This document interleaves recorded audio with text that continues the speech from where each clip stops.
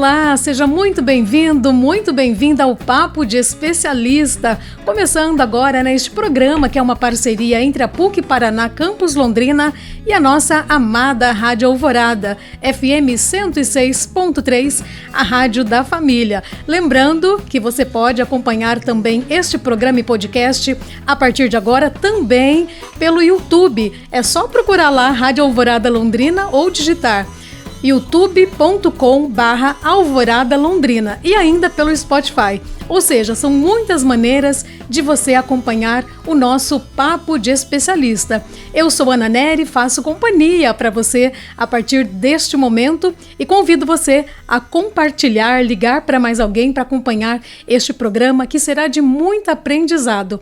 Hoje vamos falar sobre a febre das proteínas. Mais do que nunca, a gente tem ouvido falar sempre aí, a gente vai no mercado, a gente vê nas barrinhas de cereais, nos iogurtes, enfim, em tantos alimentos ou produtos alimentícios que são coisas diferentes. Então a gente vai falar aí desta febre das proteínas. Qual que é a quantidade ideal? O excesso também pode fazer mal? Então tudo isso nós vamos conversar hoje no Papo de Especialista. E eu tenho a honra, a alegria de receber aqui conosco a Gisele Nobre. Ela é doutora em Ciência de Alimentos e também professora da PUC Paraná Campus Londrina. Doutora Gisele, seja muito bem-vinda. Olá, eu agradeço muito a Ana pelo convite. É um assunto importantíssimo, também polêmico, mas a gente vai usar essa oportunidade para a gente desvendar um pouquinho dos mistérios, um pouquinho do que se fala, do que se discute muito sobre as dietas proteicas, sobre a importância da gente consumir proteína no dia a dia, falar um pouco sobre as proteínas que são mais ricas, né? Que tem maior qualidade e não tanto quantidade. E eu gostaria que fosse um diálogo bem fácil das pessoas compreenderem, para a gente desmistificar um pouquinho sobre alimentação saudável. Muito bem, você já percebeu aí que será um programa muito esclarecedor. Às vezes a gente fica na dúvida em relação à quantidade, pessoas que são vegetarianos, veganos, como que fica a questão da ingestão das proteínas. Então fique acompanhando este programa porque vai ser muito bom. E antes de nós entrarmos aí no tema principal, eu fiquei muito curiosa e achei muito interessante quando eu vi que a nossa convidada era uma doutora em ciência de alimentos. Eu achei muito interessante, né? Doutora, explica um pouquinho pra gente tudo que envolve e que engloba a sua missão, a sua profissão, a sua formação. Bom, a maioria das formações de graduação, elas permitem uma especialização, um mestrado, um doutorado, uma área de concentração em ciência de alimentos. Por exemplo, aqui na nossa região, a gente tem 2 universidades que têm formação em tecnologia de alimentos. Mas, independente disso, um aluno de graduação da medicina, um aluno de graduação da biomedicina, da farmácia, da biotecnologia, da biologia, as áreas mais voltadas à área da saúde, qualquer área da saúde ou uma área das ciências agrárias pode se tornar um mestre em ciência de alimentos ou um doutor em ciência de alimentos.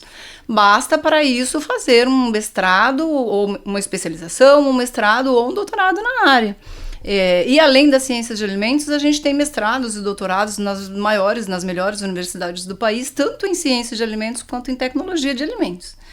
Então, um cientista de alimentos ou um tecnologista de alimentos, ele trabalha desde a elaboração ou a tecnologia aplicada para um alimento ser seguro.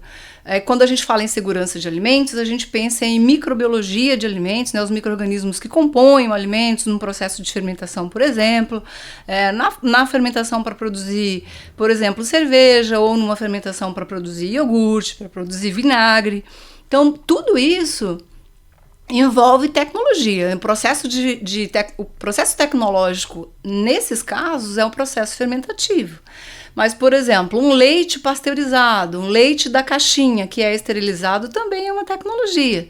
Então, tudo isso tem um cientista de alimentos ou um tecnólogo ou um tecnologista de alimentos envolvido por trás disso. Então, os alimentos que a gente consome, tanto os alimentos in natura ou os alimentos processados ou os ultraprocessados que estão, né, que são moda atualmente, todos eles pode ter um profissional da ciência e da tecnologia de alimentos por trás. Olha só, muito interessante, né? Agora, então, entrando aí na nossa conversa, o tema que é a questão da febre das proteínas. Parece, doutora, que nos últimos anos tudo virou meio que proteinizado. A gente vai nos mercados, tudo, né? Hoje é obrigatório, tem ali as informações no rótulo, mas até que ponto isso é importante ou não? O que está por trás aí desta febre das proteínas? Olha, Ana, é uma pergunta difícil e importantíssima de responder, porque eu digo que é uma questão multifacetada.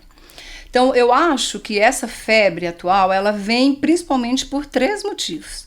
Primeiro, a velocidade que as informações chegam para a gente hoje. Então, a internet, ela se tornou um meio de comunicação muito potente, então rapidamente se espalham as notícias científicas e as notícias de moda. E a indústria de alimentos, assim como a indústria farmacêutica, ela acompanha essa tendência.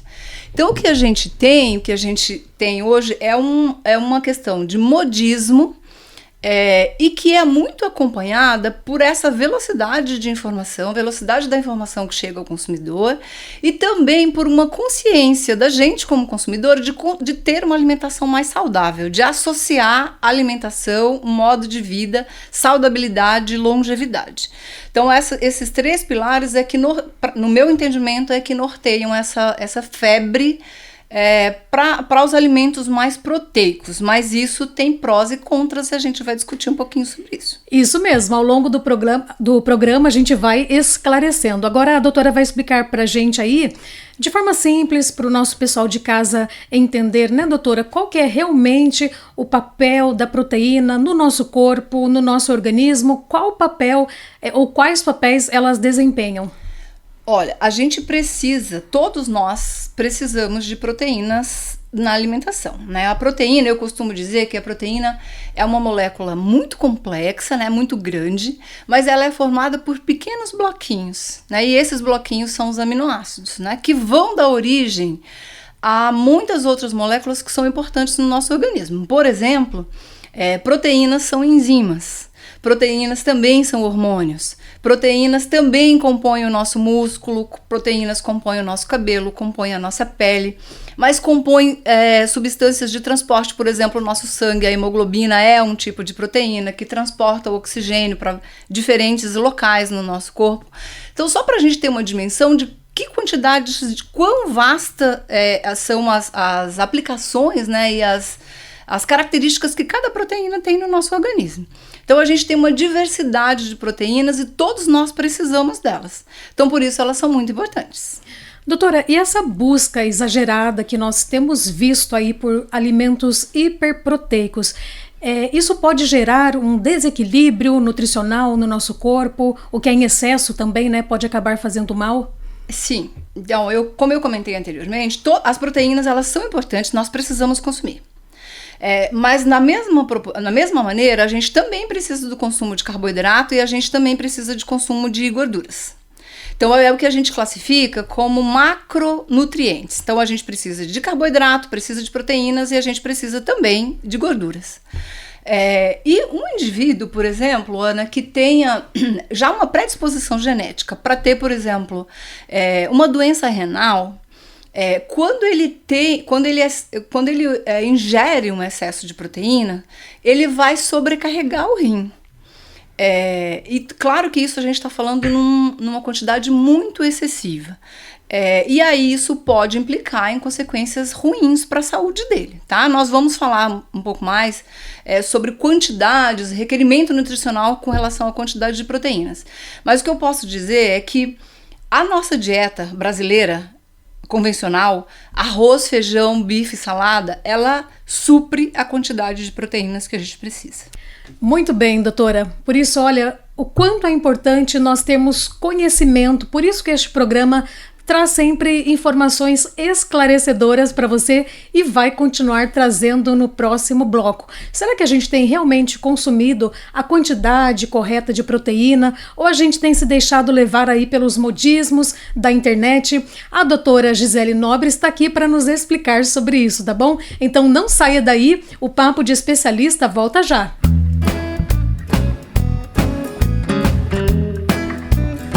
Estamos de volta com o nosso Papo de Especialista pela Alvorada FM 106.3, a rádio da família. Quero mandar um abraço tanto para você que acompanha pela rádio, também pelo YouTube ou ainda pelo Spotify. Muito bom saber que você está conosco. Compartilhe o link do YouTube, tá? Você que está aqui, ó, curte, comente neste post, porque é muito importante a sua participação. E não deixe de compartilhar.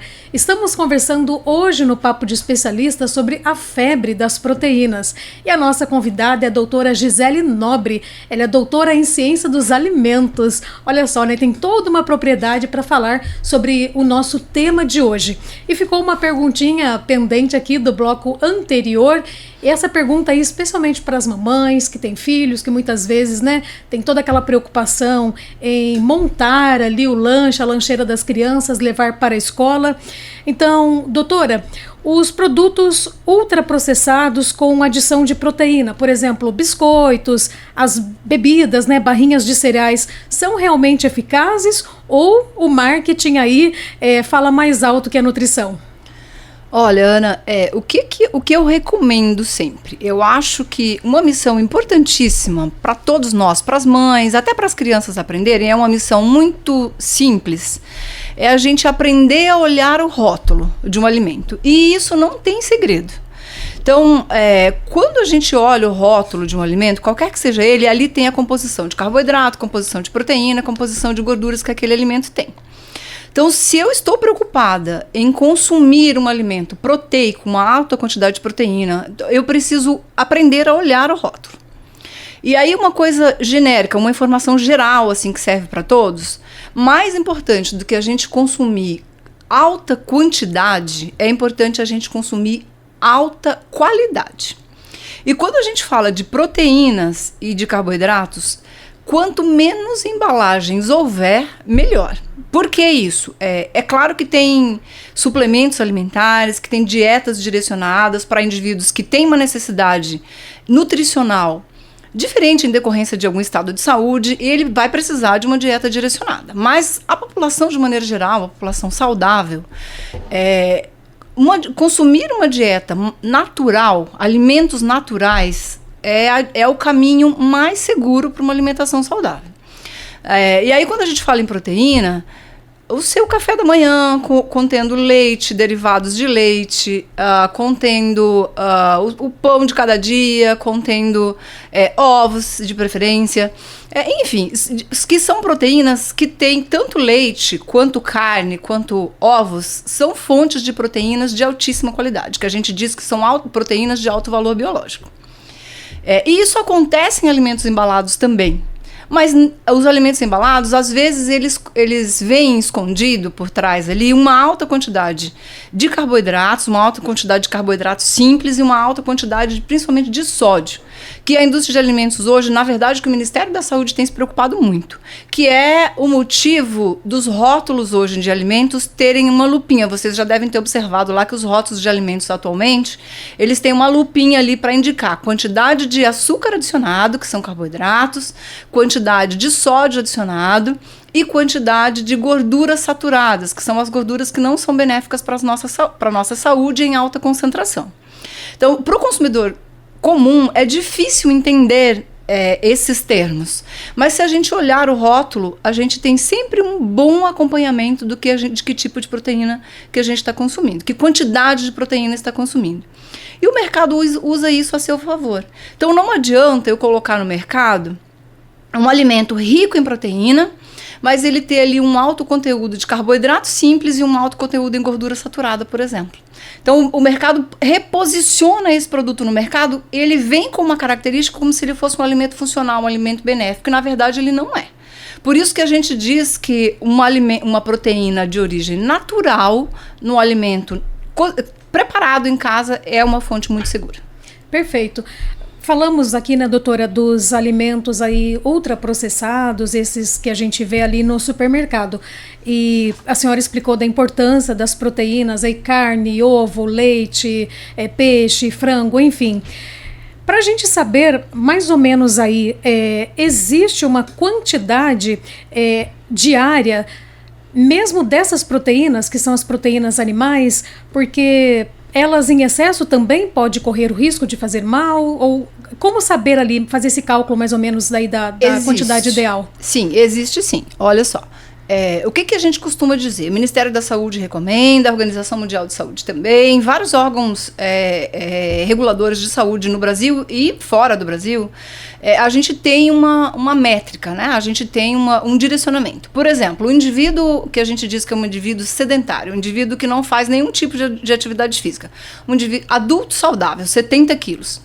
O que é recomendado para ele é consumir uma quantidade de mais ou menos 0,8 gramas de proteína por quilograma de peso. Então, o que significa isso? Que esse indivíduo vai consumir mais ou menos 55, 56 gramas de proteína. Já um adulto que tem uma atividade física regular, faz caminhada, tem as suas atividades normais, ou faz uma atividade física ali 2 ou 3 vezes por semana, o aporte proteico que ele precisa é de mais ou menos 1,2 a 1,7 gramas por quilograma de peso. Se a gente for pensar... por refeição ou ao longo do dia? Ao longo do dia. Ao longo do dia. Ao longo do dia. O que vai dar ali para um indivíduo de 70 quilos, mais ou menos 104, 105 gramas de proteínas por dia. Já um atleta ou um praticante de atividades físicas com muito mais intensidade, diária, ele vai requerer uma quantidade de proteína um pouco maior, daí passa de 120 gramas por dia. Tá? Um idoso, ele requer uma quantidade de proteína um pouco maior também.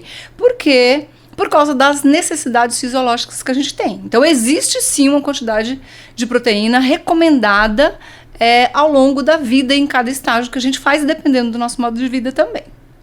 Muito bem. Doutora, às vezes a gente ouve dizer assim que as proteínas animais são completas e nem sempre as vegetais são tão completas assim. Hoje isso ainda faz sentido ou as proteínas vegetais, o pessoal está buscando complementos, coisas que possam também deixar que elas sejam completas para quem, por exemplo, faz uma dieta vegana, vegetariana? É uma excelente pergunta mesmo. Olha, a gente tinha um entendimento, até pouco tempo atrás, de que as proteínas de origem animal aqui eram as proteínas completas, né?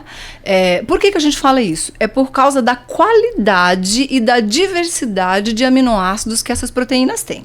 Então, as proteínas de origem animal, elas têm todos os aminoácidos e principalmente os aminoácidos que a gente chama de aminoácidos essenciais, que o nosso organismo não sintetiza e a gente obrigatoriamente tem que obter de origem alimentar, né, via alimento. Mas a gente sabe hoje também que tem aumentou muito a quantidade de pessoas que optam por um modo de vida vegano, vegetariano, né, voltado mais para uma alimentação de origem vegetal. E hoje a gente já sabe que essas proteínas são tão boas quanto. A gente só precisa, Ana, ter variedade. Então hoje o que a gente fala de proteínas que estão na moda, ou que a gente começou a descobrir que elas têm uma alta quantidade e qualidade de proteínas, perdão, são as leguminosas. Daí quando eu falo de leguminosas, lentilha, grão de bico, feijão, ervilha, todas as leguminosas elas têm uma qualidade muito boa de aminoácidos. Então, não tem problema nenhum. Um vegano, ele não tem déficit de proteína se ele variar entre as leguminosas. Doutora, hoje em dia o pessoal até vende assim, bastante essa questão de suplementos na internet. A gente até faz um alerta, né, para quem está nos acompanhando que não é indicado ser feito isso sem acompanhamento de um médico, de um nutricionista. Mas a dúvida aqui é, por exemplo, ora pro nobis, que é uma plantinha que de repente tem no quintal aí de todo mundo. E às vezes as pessoas pegam, o pessoal diz que até tem uma expressão, né, que é conhecido como bife do pobre. Essa plantinha também realmente tem essa quantidade de proteína que a gente vê por aí e que muitas vezes o pessoal não consome, mas aí compra o suplemento achando que... Sim, a gente precisa ter um cuidado aqui. Sim, a Auroponobis é uma planta que tem uma alta quantidade de proteínas, uma alta quantidade de aminoácidos, e isso é ótimo. E pode sim, é sim conhecida como bife do pobre, ok ser utilizada. O que a gente precisa cuidar, tanto dessa planta quanto para qualquer um outro, para qualquer um outro vegetal, é essa ideia de que se a gente concentrar, colocar numa cápsula, a gente tem uma maior concentração. Isso nem sempre é verdade. Essa concentração de um extrato vegetal, ele pode trazer junto substâncias que são tóxicas e que são deletérias para a nossa saúde, tá? Mas a gente é assegurado por nossa própria legislação. O Ministério da Saúde hoje, ele não permite que um suplemento alimentar ou que um alimento vá para o mercado sem ele ter sido avaliado e permitido. O que acontece das intoxicações que podem ocorrer é alimentos que não são regulados. Aí é um grande problema. Então, pode acontecer de você estar consumindo uma alta concentração de Auroponobis ou uma alta concentração de um outro vegetal e você ter uma intoxicação alimentar por conta disso. Pela presença de algum outro componente tóxico que esteja presente ali. Isso é perigoso, sim, e por isso a gente não deve consumir qualquer alimento sem uma recomendação segura, ou caso ele não seja de uma fonte segura. Então, você que está nos acompanhando entendeu o recado, né? Isso que a doutora está falando para a gente aqui é muito importante. No próximo bloco, ela vai continuar esclarecendo mais detalhes aqui para a gente sobre a questão, né, dessa febre das proteínas, sobre o consumo adequado das proteínas. Então, continue conosco, o Papo de Especialista volta já.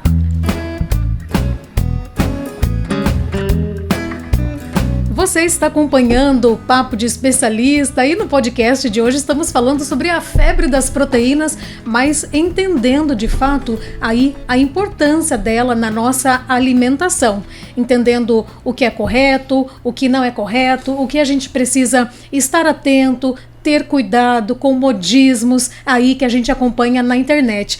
Por isso, a doutora Gisele Nobre está aqui nos esclarecendo. Ela é doutora em Ciência dos Alimentos e também professora na PUC Paraná, Campus Londrina. A gente vai começar a responder algumas perguntas que foram enviadas por vocês que nos acompanham, mas antes, tem uma pergunta aqui que ficou do bloco anterior, que inclusive já é parecido com a pergunta da nossa ouvinte, Luciana. Um abraço, viu, Luciana? Já vamos responder a sua pergunta. Doutora, por exemplo, uma pessoa se alimenta super bem, aí mais ou menos como a senhora falou, né? Faz pelo menos 3 refeições por dia e tal. Essas pessoas precisam de suplementos proteicos como whey, colágeno, creatina, BCCA, qual mais, doutora, aí esses suplementos que a gente escuta falar bastante? Precisa dessa suplementação? O que eu diria, sem medo de errar, não precisa. Se a gente faz uma alimentação com pelo menos 3 refeições por dia, café da manhã, almoço e jantar, e principalmente pensando na dieta do brasileiro, uma dieta, né, que é composta basicamente por no café da manhã, leite, pão, uma outra fonte de proteína que, por exemplo, pode ser ovo, pode ser queijo. E durante o almoço e jantar, se a gente consome ali arroz, feijão, bife, uma verdura, uma salada, não há necessidade nenhuma da gente fazer suplementação de proteína, exceto se você for um profissional da área, médico ou nutricionista, que faça uma avaliação da tua necessidade proteica, do teu um exame sanguíneo e te mostre que você está com deficiência de alguma proteína. Isso pode acontecer, metabolicamente. É perfeitamente possível a gente ter alguma deficiência. Se não houver essa indicação clínica, não há necessidade de suplementação. Se a gente fizer uma suplementação sem necessidade e consumir o exagero de proteína, uma quantidade muito maior, a gente pode sobrecarregar o nosso rim e a gente pode ter patologias decorrentes disso. Lembrando que o indivíduo saudável, muito dificilmente, mesmo ele consumindo um excesso de proteínas, muito dificilmente ele terá uma doença em decorrência disso. Mas se você já tem uma predisposição genética ou uma predisposição metabólica, você pode agravar os seus sintomas em função disso. Quer ver uma maneira da gente observar isso? Quem opta por fazer uma dieta hiperproteica, né, ou uma dieta cetogênica, que a gente diz, percebe que ao mudar a dieta, ao migrar para esse tipo de dieta, você percebe na sua urina que você faz uma urina mais concentrada, com um cheiro mais forte, com uma coloração mais intensa. Então, isso é uma indicação de que o seu metabolismo está mudando. Isso pode ser benéfico, mas precisa ser visto com cuidado. Perfeito. Inclusive, o que a senhora respondeu agora, doutora, vai muito de encontro à dúvida da nossa ouvinte Luciana. Ela tem 37 anos, Jardim Bela Suíça, aqui em Londrina. Ela diz assim: doutora, comecei a tomar whey protein todos os dias, mesmo sem malhar, achando que ajudaria na energia e na saciedade. Isso pode me fazer mal? Se você não tem intolerância à proteína do leite, Luciana, não tem problema. Tem duas questões que a gente precisa atentar aí. Quando que quando que um alimento é problemático? Quando você tem alguma intolerância ou quando você tem alergia a esse alimento. No caso da pergunta da Luciana, se ela não é alérgica à proteína, que é uma doença que a gente chama de APLV, né? Alergia à proteína de leite de vaca. Se ela não é alérgica à proteína, se ela não tem nenhuma intolerância e se ela não tem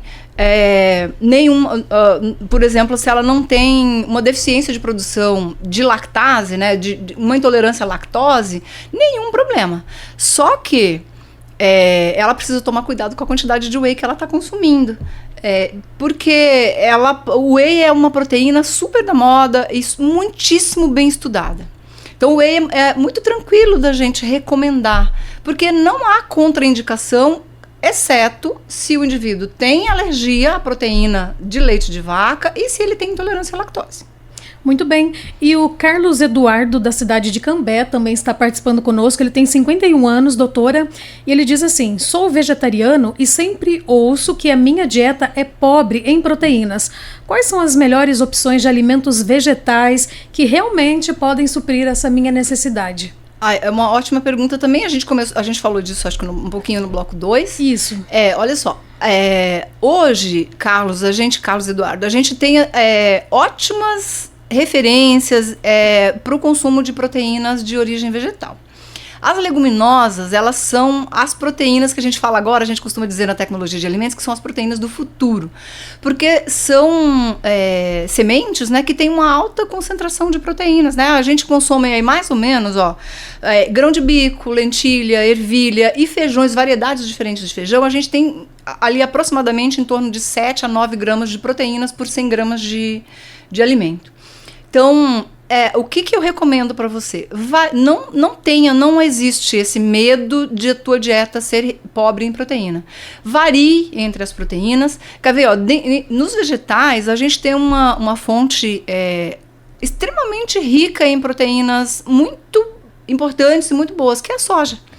Que foi uma das primeiras leguminosas a ser consumida, né, intensamente para suprir aporte proteico. A soja é uma leguminosa que tem todos os aminoácidos que a gente precisa. E tem uns mitos aí em volta da questão da proteína da soja, né, doutora? Que de repente o homem não pode consumir muita soja. O que você diz em relação a isso? Você abordou uma questão muito importante, Ana, que é importante para a gente esclarecer e para a gente desmistificar. O que existe aqui? No Brasil, a gente classifica alguns alimentos como alimentos funcionais, né? Que são aqueles alimentos que fazem bem para a saúde. Para você ter uma ideia, a proteína da soja está lá na nossa legislação brasileira, na nossa regulamentação, como um alimento funcional. As proteínas da soja estão lá. Qual que é a razão desse mito existir? É uma razão química. Porque as proteínas da soja, principalmente as isoflavonas, elas se parecem muito quimicamente, quando a gente olha a molécula, elas parecem muito com os nossos hormônios, os hormônios progesterônicos. Então a gente diz que eles mimetizam, né? E aí isso leva a essa crença, né, de que as proteínas vão efeminar, né, vão afeminar o homem. Isso não existe também, né? Então, é claro que a gente não pode consumir em exagero, e isso vale tanto para o homem quanto para a mulher. Então, o mito vem daí, dessa similaridade química, similaridade biológica. Mas não faz muito sentido para a quantidade de proteínas que a gente consome diariamente. Doutora, eu vou aproveitar essa deixa aí, dessa sua resposta, para perguntar, já que falamos da questão de hormônio. Não sei se é mito ou se é verdade, que tem algumas pessoas que ficam com medo hoje em dia de consumir o frango, porque diz que o frango tem aí a ingestão de hormônios, antibióticos, isso, aquilo, que também pode influenciar nessa questão de repente, na feminização do homem, enfim, isso é um mito? Faz sentido ou não? Também é um mito. Também é um mito. Olha, eu vou falar aqui com os meus amigos veterinários, os zootecnistas.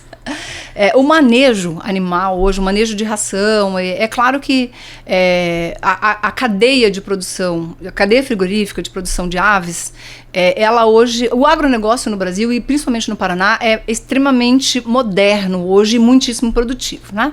Então existe sim frangos sendo comercializados, aves sendo comercializadas muito mais rapidamente porque as rações elas são mais produtoras de energia, são mais energéticas para os animais. Não significa que haverá resíduo de antibiótico, não significa que haverá resíduos dessas proteínas no frango. Até porque, se houvesse resíduos de proteínas vindo da ração, ótimo, o nosso organismo não vai jamais utilizar uma proteína íntegra que veio ou da ração ou que veio da carne de frango. Nosso organismo inteligentemente ele vai degradar essa proteína e nós vamos usá-las como bloquinhos de construção para construir outras moléculas. Então não tem perigo disso. E resíduo de antibiótico a gente tem controle pela legislação. Então não é permitido.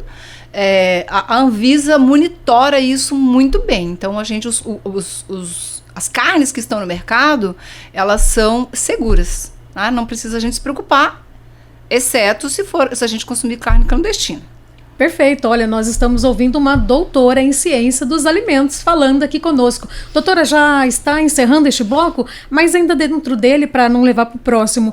Pessoas que fazem substituição, por exemplo, eu vou trocar o meu almoço hoje, não vou comer meu arroz, feijão, minha carninha, minha salada e vou substituir por, digamos assim, por um shake ou por whey protein. Isso é seguro? O que você diz sobre isso?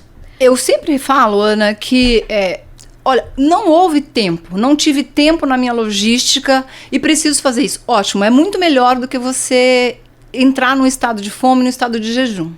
É muito melhor. Então, você consumir ali um concentrado proteico, você vai estar suprindo o teu organismo com a necessidade que ele precisa de proteína para você tanto de proteína quanto de carboidrato para o seu metabolismo naquele momento. Mas a minha recomendação, e eu acho que a recomendação de médicos e de nutricionistas de maneira geral, é que a gente consuma sempre a refeição completa. Porque mais importante do que você consumir o concentrado de proteínas ou isolado de proteínas é você consumir junto quantidade adequada de carboidrato e principalmente carboidratos complexos, fibras. Isso vai ajudar no teu metabolismo, na tua saciedade, vai ajudar na composição da tua microbiota intestinal e é isso que faz um indivíduo saudável.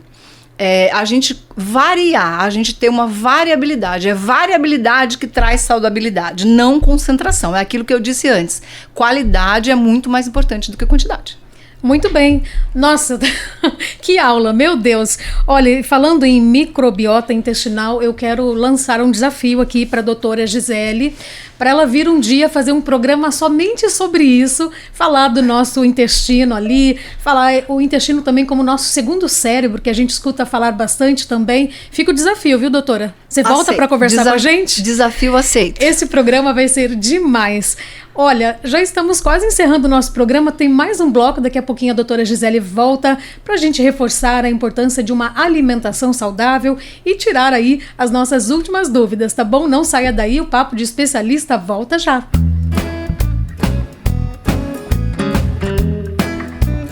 Estamos de volta agora para o nosso último bloco do Papo de Especialista, falando sobre a febre das proteínas. E vamos perguntar exatamente isso, né, doutora? Por que chegou nesse ponto de as proteínas estarem assim nesta febre tão alta? Eu acho, Ana, que vem muito, né, como a gente comentou na sua pergunta de abertura, eu acho perfeita essa pergunta nesse momento para a gente fechar esclarecendo essas dúvidas. Isso vem de modismo, por causa das notícias que são vinculadas pelos diversos meios de comunicação, e a indústria de alimentos e a indústria de suplementos alimentares, ela acompanha essa onda. E eu acho que vem muitíssimo também de uma crença, de um entendimento, não é uma crença, é um saber. Os carboidratos, principalmente os carboidratos simples, eles são consumidos e eles rapidamente são metabolizados e viram energia. Então, muito mais rapidamente a gente tem fome depois que a gente consome um carboidrato simples. Um pãozinho, por exemplo, um macarrão, uma massa de maneira geral, muito rapidamente a gente tem fome. Em contrapartida, quando a gente consome uma proteína, a gente tem uma sensação de saciedade mais alongada. E isso é verdade. Porque a proteína, ela demora mais tempo para ser metabolizada. A gente diz que uma proteína, ela é termogênica também. Então, além dela demorar mais para ser metabolizada e virar energia para o nosso organismo, ela também, para o nosso organismo quebrar uma proteína em aminoácido, ele gasta mais energia. Então, por isso, demora mais para essa proteína ser liberada como energia no nosso organismo. Então, é real que a proteína é termogênica com relação aos carboidratos e ela dá, sim, uma sensação de mais saciedade. Por isso, a gente atrasa pico glicêmico e a gente tem a sensação de que a gente está mais saciado. Elas também levam à síntese de hormônios que regulam a saciedade, que a gente já comentou também. Então, tudo isso é importante e é verdadeiro. Tá? A gente só precisa cuidar da gente não tirar completamente carboidrato nessas dietas da moda. Uma dieta cetogênica, uma dieta carnívora, essas dietas da moda que existem hoje, eu costumo dizer que elas são perigosas por isso, porque o indivíduo comum, ele tende a acompanhar esse modismo e aí a falta de informação adequada pode levá-lo a cometer erros na dieta. Né? Isso é que é o problema. Vamos reforçar então também, doutora, agora neste último bloco, então, da importância de uma alimentação equilibrada. Se a gente fosse fazer um desenho de um prato, né, fazendo por gráficos ali, qual que deve ser ali a composição, assim, da porcentagem de salada, da porcentagem de boas gorduras, da porcentagem da proteína, dos carboidratos? Como que a senhora poderia explicar, assim, para que o nosso ouvinte tenha aí uma noção de como ele pode equilibrar esse prato no dia a dia? Olha, é ótima pergunta, o que eu costumo dizer sempre?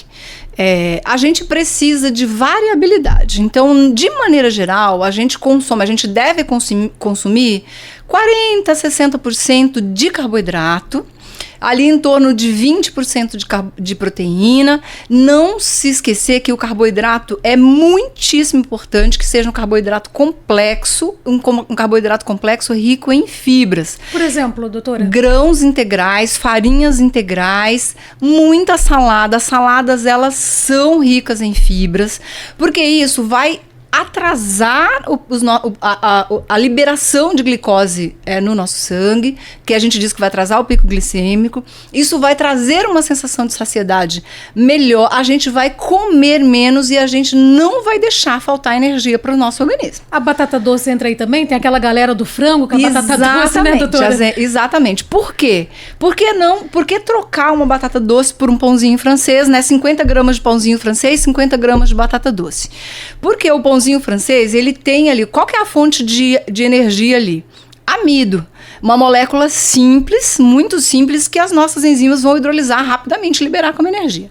A batata doce, ela também tem amido, mas primeiro, ela tem uma quantidade de proteína maior, então ela tem um aporte proteico maior, e mais importante do que isso, a molécula de amido que está na batata doce, ela é um pouquinho mais complexa, ela é como se ela fosse mais enroladinha. E aí, ela ser mais enroladinha, as nossas enzimas demoram mais para quebrar esse carboidrato. E aí, por isso, ela é melhor quando a gente compara diretamente. Muito bem. Doutora, já estamos chegando no finalzinho, né? O pessoal tá em casa aí querendo dicas, conselho para quem quer melhorar a alimentação, mas se sente perdido um pouco em meio a tantas informações e promessas de resultados rápidos. o que eu digo sempre? Olha, no Brasil a gente tem uma referência, né, do nosso tipo de alimentação, né?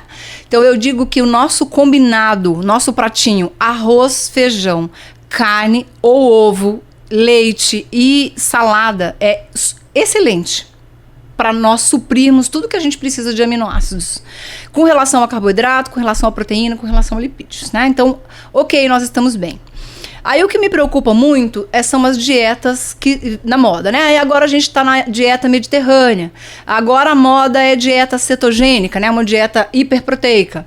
Aí a dieta carnívora, tem dieta paleolítica. Os alunos chegam para mim cada dia com um nome novo, né? Com uma novidade de uma nova dieta. E o que eu digo sempre?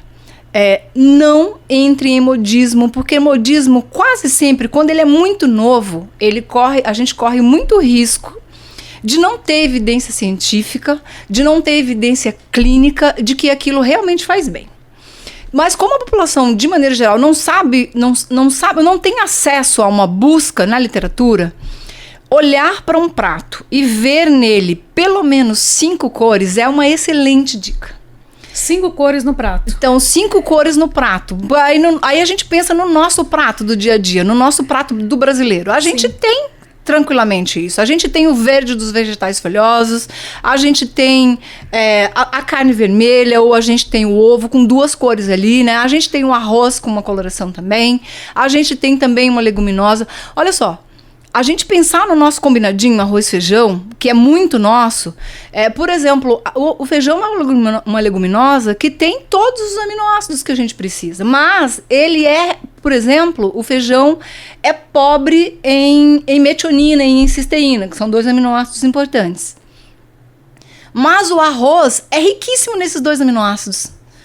E o arroz é pobre em lisina, mas o feijão é super rico. E vê que a combinação ela é, né, perfeita. A combinação, gente, fenomenal. Então, muito interessante. Então eu sempre digo que um prato colorido, e principalmente se a gente puder incluir integrais, arroz integral, ou se a gente puder incluir vegetais folhosos, uma boa salada e sementes, não tem erro. E em relação ao consumo de frutas, doutora, em excesso também pode trazer algum prejuízo por conta do açúcar natural das frutas? Porque tem esse mito também, né? Dizem que podem acrescentar alguns grãos, umas fibras. O que você diz? Eu digo que, para as crianças principalmente, tentem introduzir na dieta dos filhos e as crianças valorizarem o consumo de pelo menos 2 frutas diferentes por dia. E principalmente consumir a fruta inteira. Por quê? Porque a fruta, ela fornece uma quantidade muito importante de carboidrato, que é o açúcar da fruta, mas ela também fornece uma quantidade muito grande de carboidratos complexos, né? A pectina, por exemplo, que está na casca, e fibras alimentares, que é importantíssimo para a saúde da microbiota, que nós vamos falar no próximo programa, quando eu voltar aqui. Verdade. E isso não faz mal, fruta não faz mal. Aí tem um detalhe importantíssimo. Professor, eu sou diabético, ou eu tenho alguma deficiência no metabolismo de carboidratos. Aí sim, esses indivíduos precisam ter uma atenção especial por conta da patologia que eles têm. Não por deixar de consumir, não porque o açúcar faz mal em si. Então, a fruta ela é uma excelente fonte de fibras, uma excelente fonte de carboidratos, uma excelente fonte, por exemplo, de substâncias que são antioxidantes, que ajudam na manutenção da nossa saúde e das nossas células, na jovialidade, por exemplo, que é um assunto tão da moda e é um dos motivos para a gente ter dietas da moda a todo momento. Verdade. Doutora, suas palavras finais, sua mensagem final, quem quer também acompanhar a doutora Gisele Nobre no Instagram também, depois a gente vai passar aqui. Sua palavra, sua mensagem final, doutora. O que eu diria para as pessoas é se acostumarem ou adquirir o hábito de olhar o rótulo dos alimentos que elas estão consumindo e não cair em modismos. O que é não cair em modismos? Uma dieta que exclui tudo é péssimo. Então eu vou cortar completamente carboidrato. Isso não é benéfico. Então mediar, regular a quantidade do que se consome e a qualidade é muitíssimo importante. Então, o que eu recomendo sempre é a gente ter um prato colorido, a gente comer de tudo em horas espaçadas, em momentos espaçados, e por favor incluam uma atividade física na vida de vocês, tá? Isso é muito importante. Então eu digo que é comer de tudo e viver bem.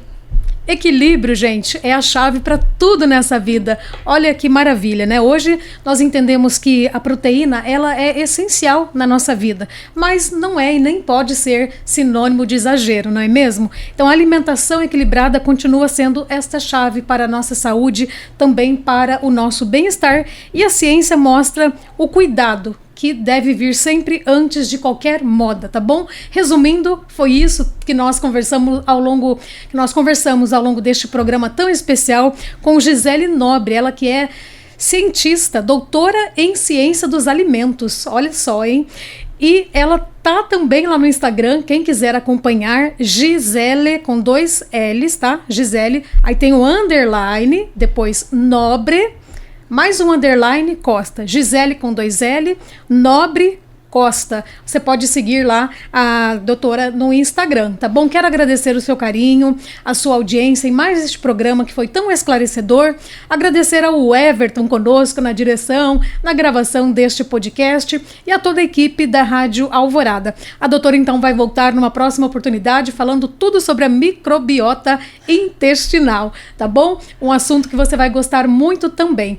Um abraço, um beijo no seu coração e até o nosso próximo programa. Não esqueça de compartilhar este link aqui do YouTube com o maior número possível de pessoas, tá bom? Tchau, tchau, gente!